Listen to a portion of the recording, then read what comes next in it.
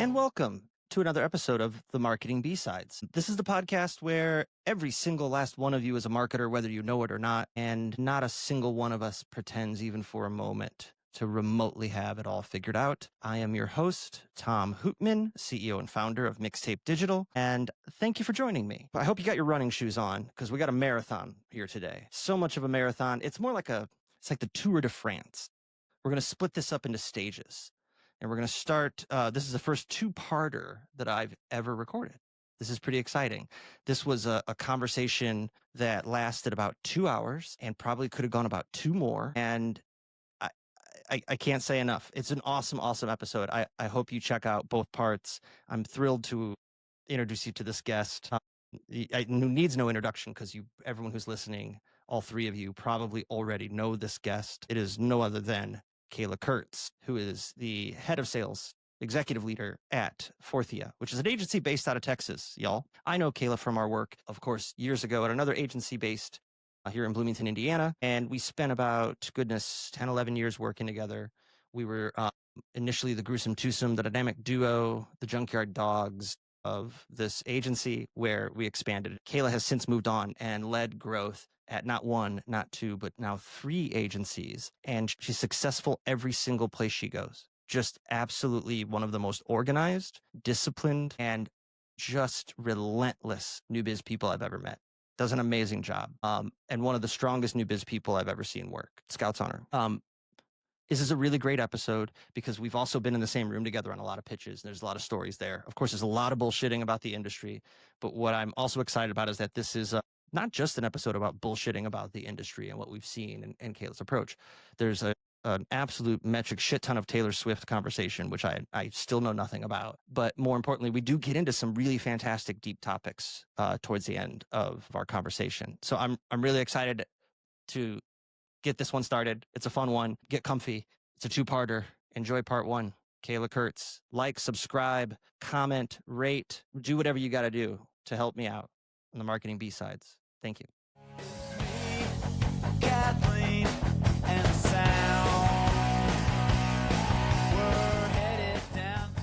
So should I count the Taylor Swift references you're going to make in this episode? I don't think I can because I don't know fucking shit about Taylor Swift. Yeah, you'll miss most of them. So by all means, feel free.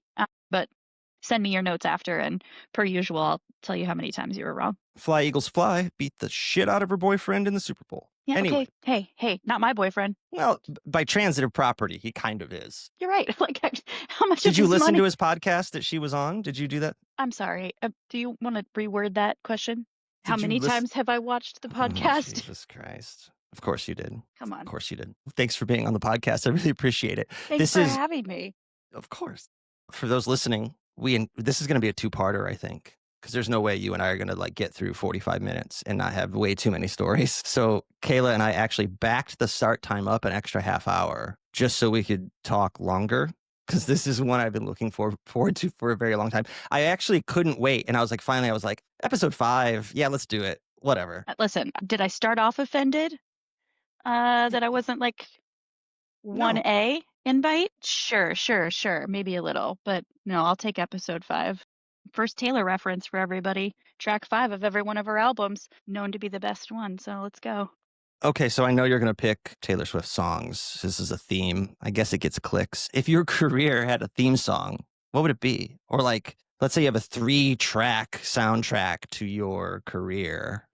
What are those? Tell me about that playlist. Here, listen. Yes, okay, my theme song is Taylor, but that's unfair because she wrote a song that made me cry at the record release party because it felt too real. People can make fun of me about that. I do not care. No, it's everybody out there. Make fun of me. It's a little ditty called I Can Do It With a Broken Heart.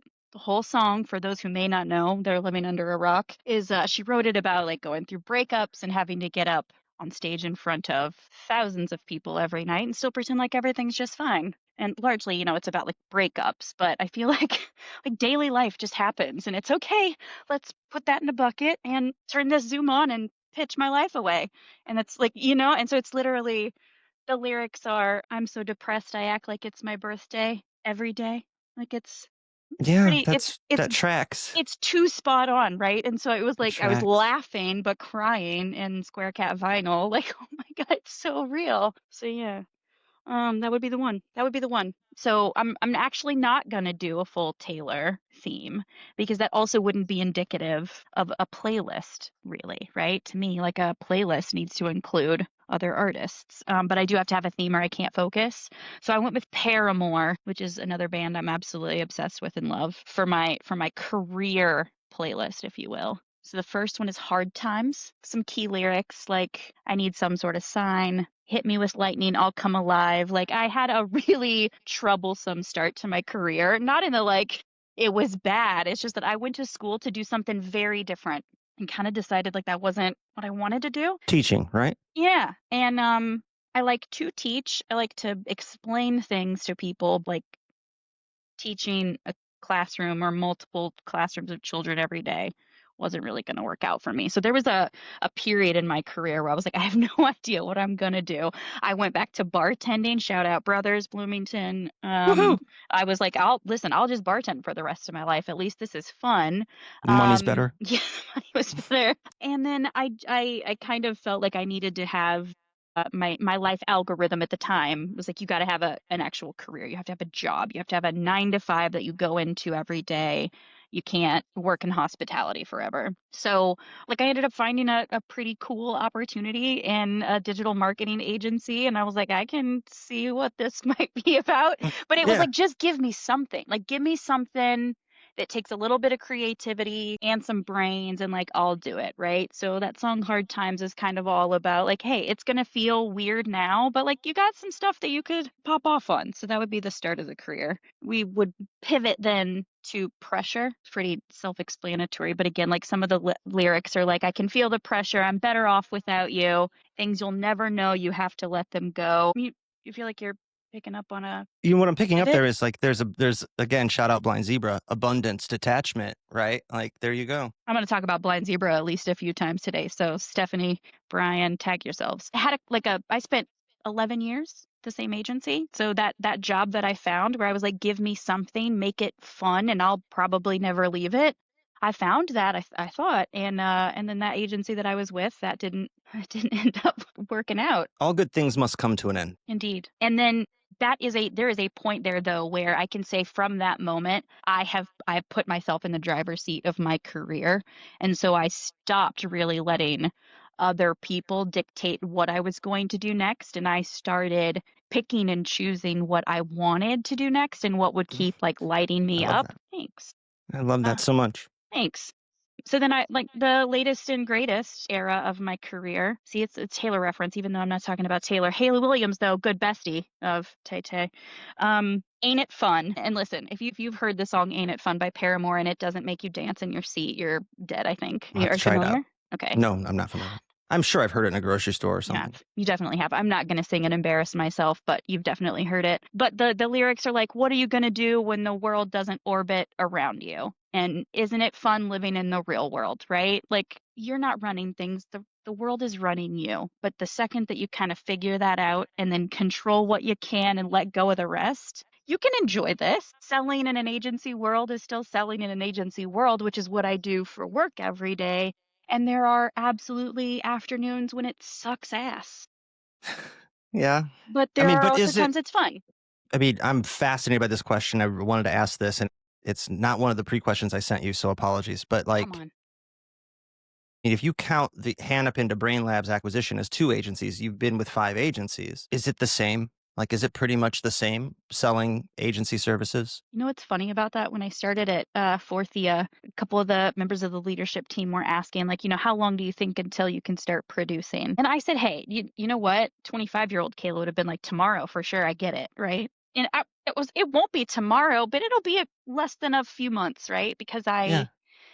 there is a lot of, especially if you stick with a similar segment or set of channels, right? There is a lot of it that is just the industry. What's different is how that agency house might approach it. But a lot of it is very similar. What I keep trying to find are agency teams that are asking themselves harder questions that are taking the status quo and saying, We don't wanna do it that way. Anybody that's less resting on their laurels, I think, is what makes an agency monotonous. But if you're out there kind of pushing the envelope a bit, there's still plenty out there that isn't the same that you can go run after, which I think is also why I'm crazy enough to stick with it, 'cause there's enough that's different. Yeah, I like to say to people a lot that there are. I think Hannepin would have continued to have grown and would have continued to been a great agency because it was a phenomenal agency with wonderful people and brilliant people. But we would have had to had diversified significantly Absolutely. in the last 5 years, because if you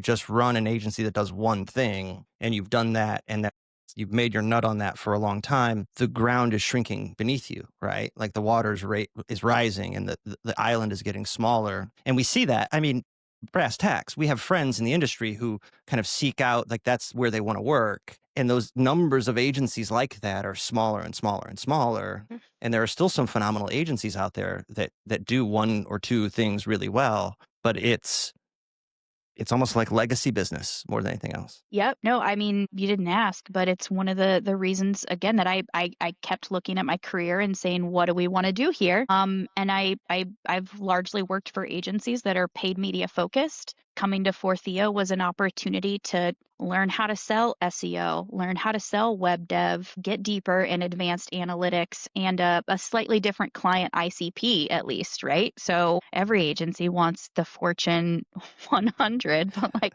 okay, yeah. I don't. Not yet. Yeah, No, you know I'm what? good. Also, me neither, right? Like, I enjoy this world where it's like, what's your business? Let's learn about it. Yeah. So I yeah. mean, it would be different sitting in my seat now having a Fortune 100 or 500. But when you're like the SVP or VP, or you're over like the segment of it, and I'll just like, you get a client. We had a very large toy company at Brain Labs. Okay. Love them. Great Mhm. client. They were fantastic to work with, had very high standards. They were demanding. It was good demanding. Team ran hard. But the senior executives at Brain Labs loved this client. So Mm. I felt like I spent more time being like answering questions internally about how are they? Are they happy? What are we doing? What's tomorrow? What's going on? Are we growing? And you wake up in the morning, you're like, holy shit, like, Truly. what am I doing? And the clients actually, like, the client calls were great. They were like where I ran to like hide, because it felt like you became that brand guy. And like, Mhm. when you're in the office in New York or people are in Bloomington and they'd be like, hey, Tom, great to see you. How's it going with that brand? And you're like, it's you. It's mind numbing. And that's, every company that starts in the entire world wants to grow. Nobody's like, well, let me back that up. There are probably some that are like, I'd like to get exactly here. I was going to say there are some that don't want to grow. Listen, watch an episode of Shark Tank and they're like, no, no, no, no. I mean, I'm pretty good, man. But I growth is the goal, but there is growth that is ludicrous. There is growth that is not based in reality, and there is growth that you're not actually willing to put in the work for.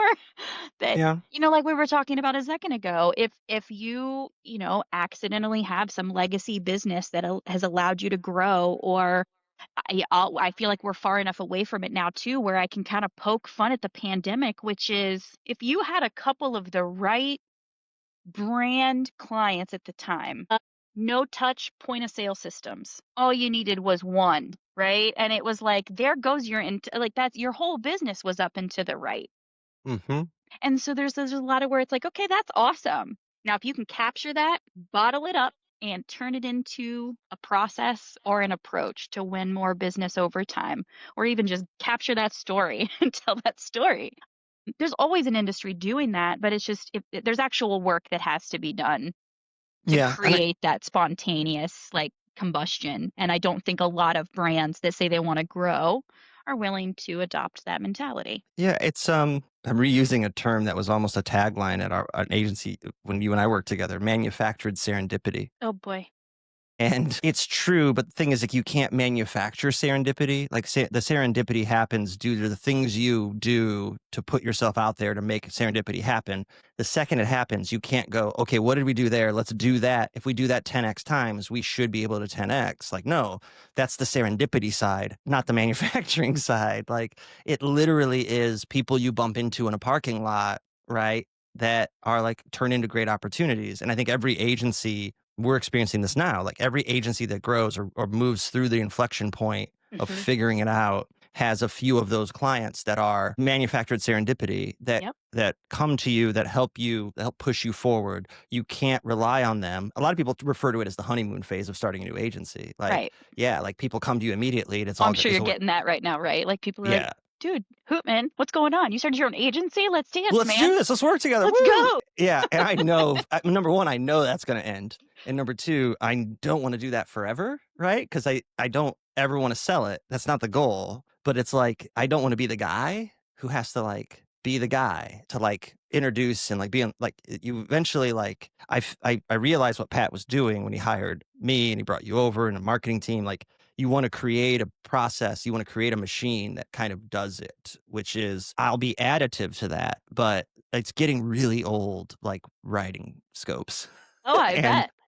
yeah, like it's you don't I get why agency owners who don't scale and just stay in this mode burn the fuck out because it's impossible to be the client success person, the escalation point, the new biz person, finance, HR, and all of those elements that go into it where you're just like, what is it now? Slack Yeah. just runs at like a medium high heat all the time. Just basically your laptop's always a little on fire. Always a little on fire. And Jeff Allen, shout out Jeff Allen, gave me great advice. He was like, at the point you're at now, he's like, you can never get grumpy because your team's so small. Like Oh, you can't be grumpy because if you piss off like your team, you're mute. You don't have depth. Like they're like you can't be like you can't. There's no leadership. You can't pull your leadership team and be like, all right, everybody, because they're it. Like it's like it's a small group. There's more sure. than 10 of us, but at the same time, piss off. It's easier to piss off half of 15 people than it is to piss off half of 250. Oh, to get that credit back, right? Yeah, This pivotal right now. Don't be an ass, Tom. can't be an ass. You mean to call Elena? Oh, it's fine. I'll make a Sorry, couple phone calls. Steph, sorry, if he's being Steph, mean to Elena. you, you call me. We're not telling you to edit anything out. We're just saying I'm sorry. I want to talk a bit about because you've been on the front lines, and I've been fortunate enough to be in the room with you on some like amazing pitches, some wretched pitches. Jeff and I talked about a couple of them, and I love talking. This is the shit like we talk about in the airport after a pitch. This is the stuff I've just like. If this podcast was only that, I'm happy, and I don't care if anyone Mm, listens. that's fair. But like, what would you? Because you've been across a few agencies now. What would you consider the best pitch you've ever been on? The best pitch, win or lose, that you were like, holy shit, we nailed it. Okay. So, for starters, all of my pitches are great, but Typical. I think there's a difference in what I would call a good pitch in my career now versus what was a good pitch back in the day. And I'll allow it. okay, thank you. I learned from the best, man. I'm not giving one answer. I very recently, probably maybe going on almost 3 years ago, I got a chance to pitch for a brand that I don't know how much we're supposed to. I'm not gonna. I want to be nice.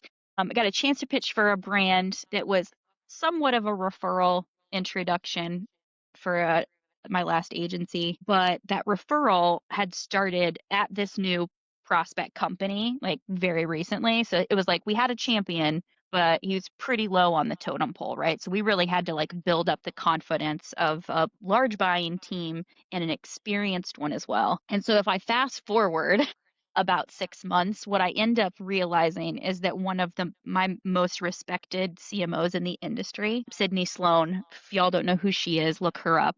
Yes, her. She is Who's she with? amazing. Right now, she is with G2, but she has been everywhere awesome. So she was at the time working with this prospect, and she was the newest sort of decision maker. And at the very end of our pitch presentation, and she hadn't been on any call before that.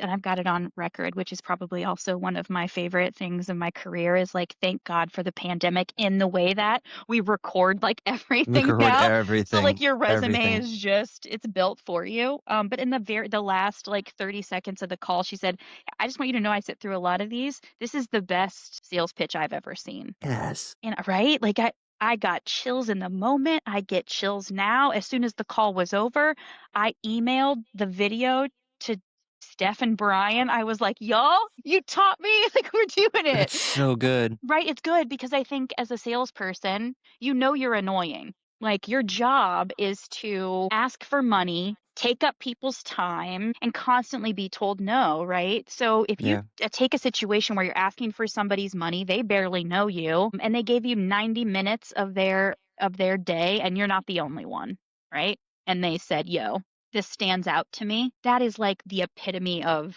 a compliment. You didn't win it? Or No, you we won did. it? No, we won it. I Yeah. mean, we won it. That'd be hilarious. If we didn't, yeah, right. That's a clip for a LinkedIn post. Did you Right. win it? No, fuck no, No, we didn't win it. absolutely not. No, lost it. Lost it. But, I felt really good about that. And then I think there's also something about that that feels good for the team you're handing it off to, where like, hey, they like it. Just do the thing we talked about. There's no hidden, trap Yeah, doors in this one. it's all legit. Yeah. So that was probably, That's awesome. yeah. And now I feel bad because I should have definitely come up with one where it was like a great pitch and then we didn't win it. I mean, one that still burns me was, and I'll say their name because I don't even know that they're around anymore. Yeah. Sears hometown stores. And we were in their cavernous Oh my. early 90s campus. We went up and pitched. We went back up and pitched to Chicago. And like when you're there, it's like it's 45 minutes into the city. So you stay at like the Hyatt Conference Hotel that's nearby, and you are in With the the middle of IKEA. fucking The nowhere. IKEA You're is in the just background, and that's all you got. the window lights up blue and yellow. You can't sleep. And it's like when my family's like, oh, how glamorous you get to travel. It's like, no, if you could have a window into my world in this night, it's miserable. They shook my hand in the lobby and he said, you're it. You're the choice. We just got to put this in paper. Great job today. That was awesome. And they didn't fucking sign. Yep, yep, yep. That's the worst. I think, and that doesn't happen that often anymore. But Mm. those times when it feels like it's right on, and then it's like, well, this is not at all what we talked about. I just reconnected with Dave Wilson, AMN Healthcare. That was one of my very first deals. And for anybody who might not know the AMN Healthcare brand, they've got many, many, many sister brands Tons under of the brands. umbrella, right? And so we flew all the way to San Diego. A lot of marble, opulent office building. Beautiful, I don't think they're in San Diego anymore. I think they moved. potentially. But I remember, like, we were at Kinko's, you know what I mean, picking stuff up. I got to take hard copies. Got to take hard copies, and we had fully audited their account, and that's important language here, folks. We audited their account. We get out there. I've got my boss, who's Tom at the time. Our boss at the time was Jeff, right? And is going to be helping run the team that runs this account. And we discover in the moment after they said yes, like, we're going to move forward with you guys. What was it, like 17 actual accounts, Tom? At the time, yeah. I think it ended Like, up growing to like low 20s. Silly. We were like, what? Thank goodness Jeff was there, because if we had come back as the salespeople with that curveball, poof. Wouldn't have worked. But he had to say yes. And so Yeah. but like, that was one of those deals where that pitch was lights out. Like, there was not a moment in it where I was like, we didn't just win this. And then we get to the end and they're like, yeah, you did just win this, but curveball.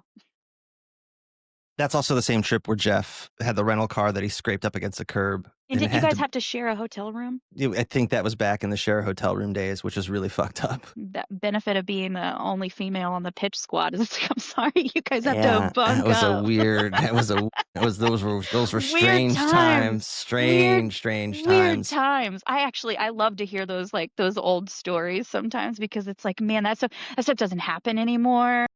Well, you don't go on pitches anymore. Well, you It's don't go on gone. pitches anymore. You don't go on pitches anymore. That's the truth. Well, So kinda. We'll get to that later. I mean, I think that for me, I sucked at pitches post-COVID because I don't pitch well in this environment, like the remote Google Meet. And I think a lot of I don't, and maybe it's because it's like at Brain Labs, it was more pitches and less like new biz sales work. Like it was like a Broadway production, and like 8 dry runs and like talk track. Oh, I remember. And yeah, and it's just a lot. It's just a lot to try to nail. You get in your own head. And I actually was so bad in a pitch prep session that like Jeremy Kornfeld stopped it and like pulled me aside. He was like, hey man, let's talk after. Like, you all right? Like, I was like, yeah, my notes, legit. And he's like, what are you doing with notes? And that's the problem with it, is that I still see this with people today. They mistake the fact that the vast majority of people are remote to being, oh, I can read from my notes and talk track in the actual pitch. It's like, no, no, no, no, no. You still just have to vibe. You still have to riff. Stop writing shit down. Know what you want to talk about. But because there's a lot of people that go straight, they look straight down to their script and they're like, yeah. yes. And then on this, and you're like, no, no, no, no, no, no, no. What are you doing? Stop. Yeah, it takes there's a balance there. There's a There's a balance of preparation, control. No, I don't want to say manipulate because it's got a bad, tendency around the definition of it, but it's you can manipulate a scenario and make sure you win. And it's like that's not true. You're making jokes about the remote selling back when we started, the Brain Labs thing. I was like, you mean we're going to shut this whole thing down if they don't turn on their video? We're just not going to do the pitch? We got 12 people who dialed in today. 12 people. I think we go, And so that's where the Midwestern girl in me is like, no, we have their attention. Let's, Well, this doesn't have to be perfect. Let's just go. I very rarely run into camera off anymore. Felt like it feels like we broke people finally. I think so, and I think that's the case, right? And so kudos to the folks. The pandemic. Shout out pandemic. No, how many times am I going to shout out the pandemic more than I shout out Taylor Swift in this? That will be really unfortunate and will get me canceled. No, but I meant the actual people at the time at Brain Labs who were like, it's important that we be on video because I agree now, especially that there's a different aura in the conversation if you can at least look at somebody face to face. And when somebody won't go on video, I have a thought about it, but you also don't know what the hell's going on in their day, right? Yeah. Like how many kids are in their house taking up the Wi-Fi? Is this the only way they can still have the call? Like take the opportunity and have the conversation.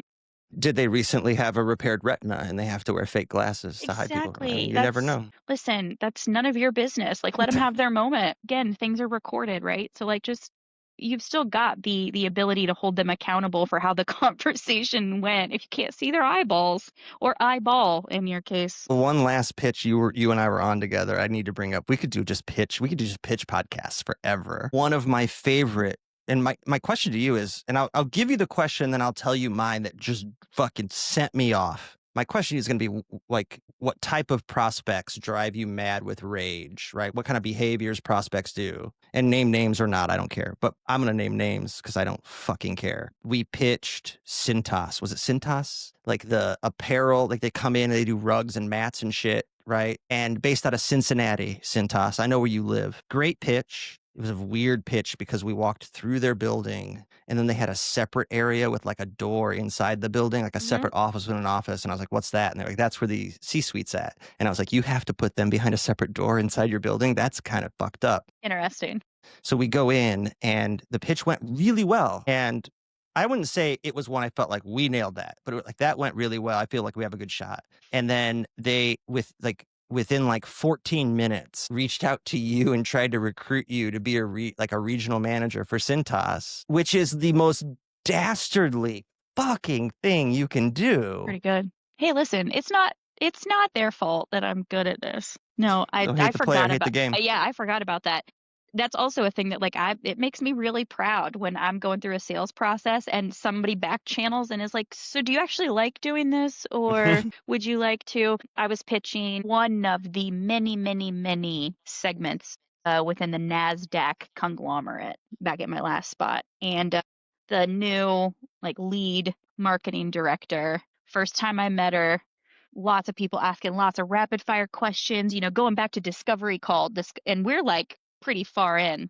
And afterward, I got a text message from my main POC and he was like, listen, she really likes you. So if you're interested, like, I love that. I'm like, yes. That's awesome. I love that. Thank you it for made training me want to hurl well, a brick through their window. Yeah, but at the same time, awesome for you. I appreciate it. No, there are things about that are strange, right? Where like, but you got to respect the opportunity. I mean, there's a different way to go about it. Brian and Steph always tell you to have, what's the phrase that they use for it? They use, it's your bench, your virtual bench. That's what they call it. Virtual bench. Keeping a virtual bench, right? Which like when you spot somebody in the wild doing great work, make a note, and you do it. The virtual bench comes out a lot. Yeah, while you're doing it, while they're still in your parking lot is a little weird. It's a little thirsty, I think is what they say. That is what they could say. But, hey, shoot your shot, I guess. Like, yeah, I would have maybe waited until after the fact. But then we didn't even get the business. And so it was like, well, if you want it, like, That's not the way to tell a girl you like her. How about a little, something for the effort? So the question, like prospects that drive you mad with rage? Right? Is there like a thread that they like behaviors they do, shit that you've seen that you're just like, because they're like, there are people like brands that like, I hope listen who are like, oh, so these are what these assholes are thinking about me. But it's Yeah. like a lesson because they're the great prospects are like, here's our rubric. We're going to share it with you. Here's what we look for. And you have an idea of like the rules of engagement, but they don't. I always used to say this, like, we do this all the time. They have 1 to 5 agencies, so they don't know what a good client looks Mhm. like, just like they Mhm. don't know what a good prospect looks like. What is the shit they do that you're just like, come on? It's a great point, and I use that turn of phrase all the time, right? It's like, I know that you're dealing with 5 of me right now, and I do this every day. If there's anything I can do to help you get through this faster, like, by all means, right? Like, please, Kent did a great job of walking through like, holy shit, it's mind numbing. be awful. I get it. I have empathy for that. I really, really do. Because also, like, I'm sure you've done it starting up the agency. When you go to buy a piece of software or engage with a bad salesperson, it's gross. But the truth of it is that the other side of that is don't be a bad prospect, man. Yeah, I mean, the best thing you can do is say like, hey, we're not going to do this. So it's part of it, right? Is like, don't show up on my doorstep with this rapid timeline. I need, I want, I gotta have. And then the second I send you the email that's like, I need account access, you're gone. You're disappeared. I've got 3 of them in the pipeline right now. And, all due respect to all the things that are going on, I get it. But you came here saying you needed to make a decision by this timeline. And I can't help you unless you show me what I need to see. And so, like a prospect that doesn't know that they need to also be a partner in the process is like, I feel bad for them because probably their team, like, That's indicative of what's going on over there. Yeah. exactly. Like the team either like spun some roulette wheel of who has to call on agencies and deal with this and doesn't have time, or there's not an understanding that this is a part-time job and there are questionnaires that are going to have to be filled out and there are conversations and meetings that are going to have to be held, and if you need this decision made in the next 3 days, either show up full time for the next 3 days or know that that's not happening. And that's, I think that for me, prospects are going to prospect, clients are going to client. But what irritates me is when you've asked for me to go cash in some collateral internally, and then I go do that and you go ghost. Like, now, Well, you know, it's shout out Blind Zebra. It's why it's great, but sucks that the close the file email works. it's perfect. Hey, we're going to close your file. I haven't heard from you in a bit. Obviously, it sounds like it's not a good time. No problem. All good on my side. I'm going to Yep. go ahead and close your file. Yep. But, wait. We still want it.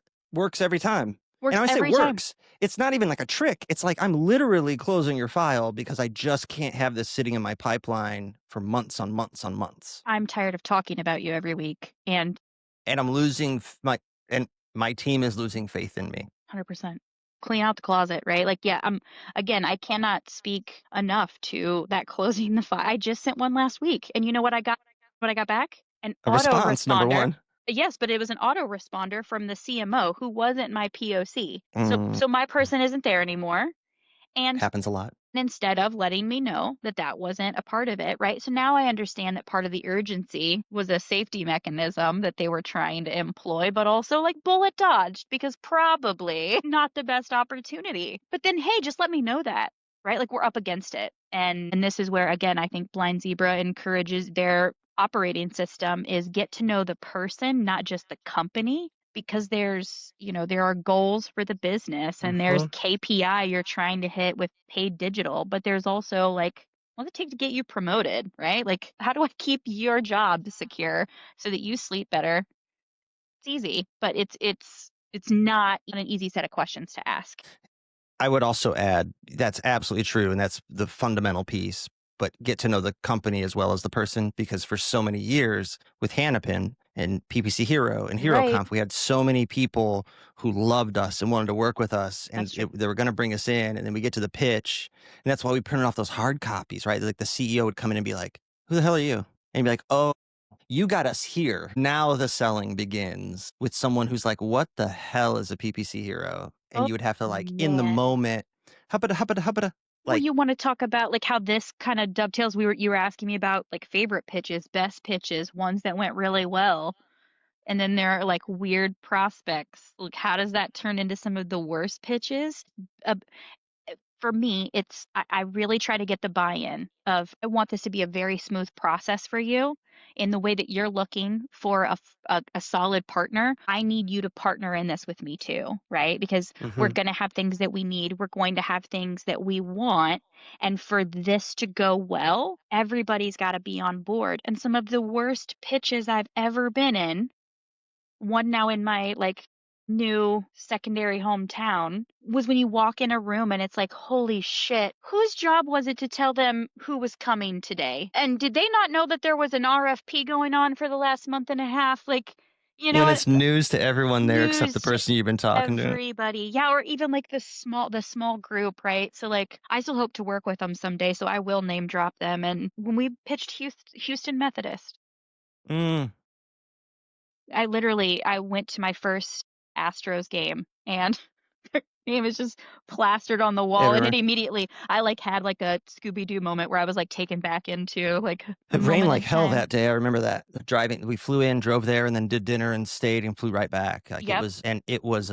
it was chaos in that Chaos, pitch. chaos, but do you remember what happened in the first 5 minutes? We started talking. We were 3 slides in. Someone in the physical room, there were people remote, someone in the physical boardroom that they turned all the lights off in. It was weird. Yeah. That was All the weird. Don't lights turn the were off. lights off Don't on a turn the pitch. It's lights weird. off. It's Yeah, it's weird. creepy. If It's the not a thing Lakers game. Very weird. If I don't get any walk-up music, don't turn all the lights down, Turns it's the lights off. strange. They turned all the lights down and had the projection going. There were probably 20 people in the room and maybe 20 more on, like, the virtual presentation, and someone physically in the room leaned over and muted the mic and said, "I don't think they knew you were gonna be talking about creative today." So, like, we were starting to tell them what was wrong with their go-to-market strategy, which I still stand by. I think one of the things that we had that was strongest about our pitch was that they'd come to us because their Google Ads account wasn't performing like they wanted, but we would take a step back and go, "Well, your PR strategy is shit, and so it's no wonder your Google Ads aren't performing. It's because you have no PR cover." And that was one of those cases where we were like, "Hey, you're kind of up against some things outside of just your paid digital campaigns." Mm. And so we showed,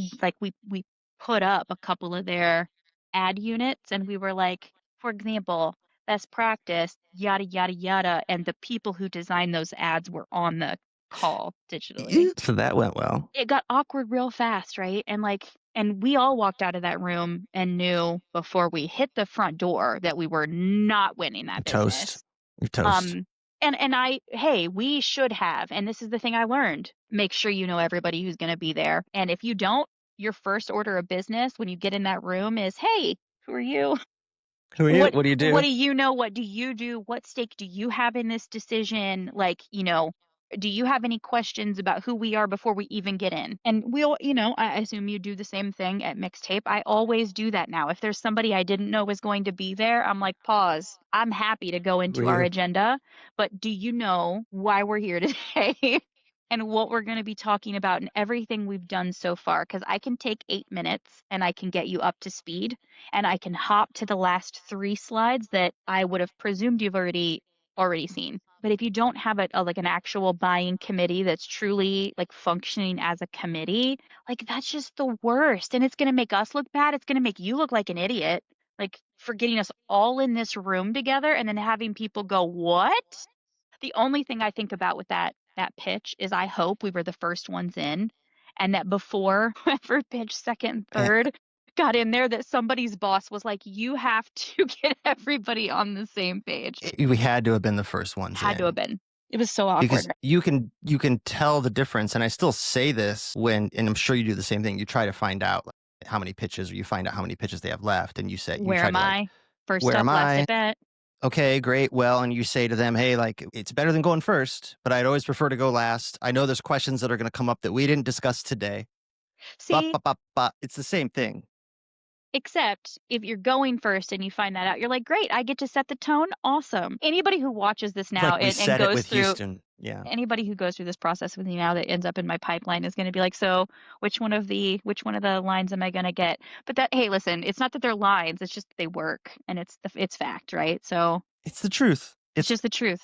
authenticity. If I go first, I know I'm gonna get a lot more questions that are compare and contrast in nature. If I go last, you're gonna hit me in the moment of, "You didn't tell me about this. What do you think about why? When can we Yeah. talk about your pricing structure?" Right? It's you can tell. You also know. So it's like, just let me know so I can help you get to what you need to understand. Yeah, I mean, you can tell by how clunky it is. First one is a bit clunky, and the last one, it's almost like they're ready to return serve immediately. Yeah. And you're like, "Okay." And the benefit of going last is you can tell. I'm telling all of you in-house people this. We can tell when you're asking a question that's based on something you heard that's a conflicting point of view from another agency. Oh, Like, I yeah. can hear it in your tone that this is something someone else told you the opposite, and my mouth is watering right now just thinking about it because I have a chance to, like, be the last person and the person that hammers them on what they said to win that business because Oh, it's like the third pitch said something and we said the opposite. And they're like, yeah, but what do you think about? And it's like, oh, that's the most pointed question today. And everyone else is asleep. You've obviously we've rung a bell that was rang 3 pitches ago. for sure. I think if you can build a pitch that allows for that, even better, right? Where you can, I think we used to build this into some of our pitches where you probably heard this already. Because if they haven't, well, that's interesting because this is pretty basic. So that means that they were trying to shoot up here without even looking at the issues down here. And if they have heard it, we're smart enough to know. Yeah, good. It Yeah, I is a mean, it tells problem. you, it honestly, because they don't tell you who you're pitching against unless they're like your friend, and even then they don't tell you. Shout out Kent, who wouldn't even tell me. But you know, at that moment, it tells you like where the competition sits. Yep. And it's all just, I mean, it really is just a feel vibe that you're trying to get to help you figure out where you're at in your head over drinks and dinner on like, was that really good or was it not good? I can't tell. No, truly. And that's one thing that I would say is so much different now than in the earlier years of my career. The vibe tells you so much. Yeah.